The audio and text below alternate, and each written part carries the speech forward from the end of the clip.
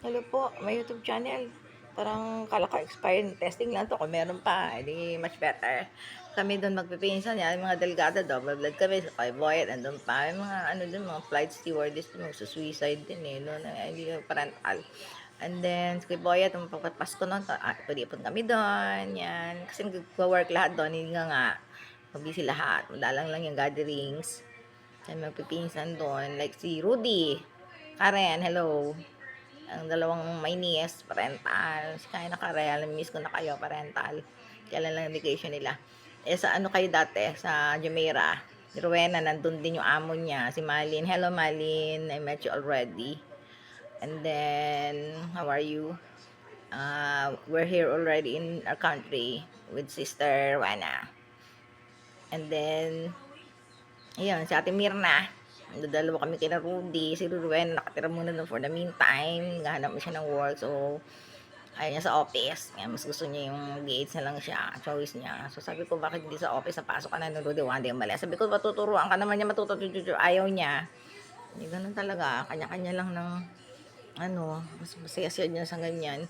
And then, ano ba yun? Kwento ko regards dun sa mga samaan namin pinsan doon. Yan, pag may occasion, gatherings, ganyan. Si Rudy, sa Jumeirah sila, ayan. Saka si Karen, mga baby born pa yung mga nieces.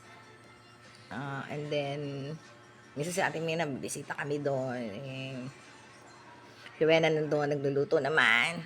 Marunong naman siya makitungan, makitira. And then, wala lang laba. Sabi niya, hindi ko na naglalaba. Ati karon luto-luto. May masikaso naman. Pag nandun kami, minsan si bro yan. Nagluluto yung kapatid ko, mababait. Engineer naman siya. Nurse ng ipag ko. Pagluto na. Nandun kami. Kain na kayo. Ay, hindi niya. Wala. Pagluto na, nandun kami nila Ate Mirna. Dito na si Ate Mirna. And then, Labs, kain na Labs. Si Labs muna daw ang kakain. Kasi ako, Mirna, di ba tayo bisita? Ba't si Labs? Kaya mo na nga. Una na si Labs. Okay, Labs niya si Karen. Si Labs mo nang kain. Joke. Hindi joke. Yung mga resto-resto doon. Yung pagmamahal sa mga asawa. Kanya-kanya tayong pamilya. Ganyan na nga nanay ko, tatay ko. Pag may pamilya ako, hindi nga nakikialam yan eh. Tatay ng mga anak ko. Kanya-kanyang family. Kanya-kanyang mga anak. Kanya-kanyang manugang. Kanya-kanyang mga apo. Yan lang ang buhay.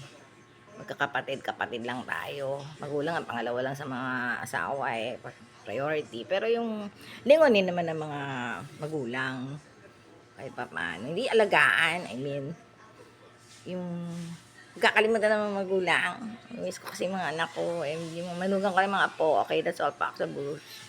Plan pa.